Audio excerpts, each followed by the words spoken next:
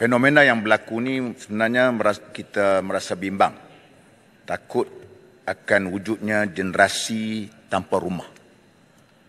Apabila timbul isu ini akan menimbulkan masalah krisis sosial, terutama apabila majoriti dari kalangan rakyat yang tidak mempunyai rumah akibat daripada pendapatan yang tidak seimbang dengan harga rumah.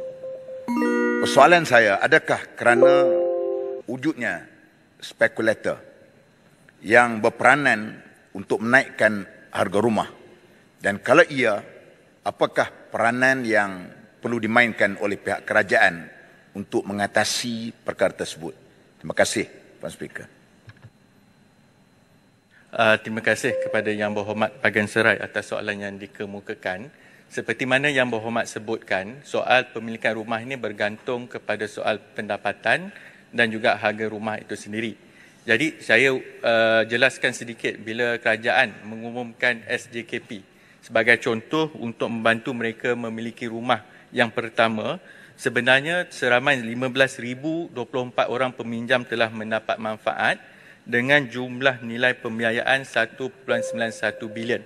Jadi sebenarnya kita tahu walaupun harga rumah itu meningkat dan juga pendapatan itu tidak seiring, jadi itulah intervensi yang berlaku atau yang diusahakan oleh kerajaan. Bagi soalan yang kedua, soal spekulasi sebagai contoh, amalan yang kita guna pakai selama ini sebagai kerajaan, iaitu bila sebut cukar RPGT, nilaian itu berbeza mengikut jumlah tahun pemilikan tersebut. Kalau dilupuskan bila dijual dalam tempoh kurang daripada 3 tahun, nilainya lebih tinggi daripada selepas 5 tahun.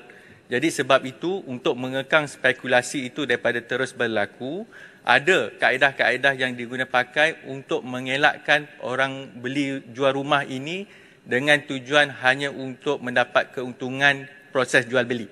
Sebab itu kita kena cari jalan supaya tempoh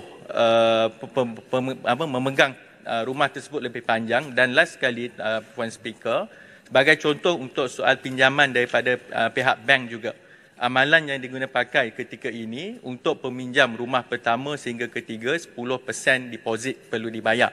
Tetapi bila dah masuk lebih daripada unit yang lebih daripada 3 unit dan ke atas, bank selalunya akan meminta deposit sehingga 30%.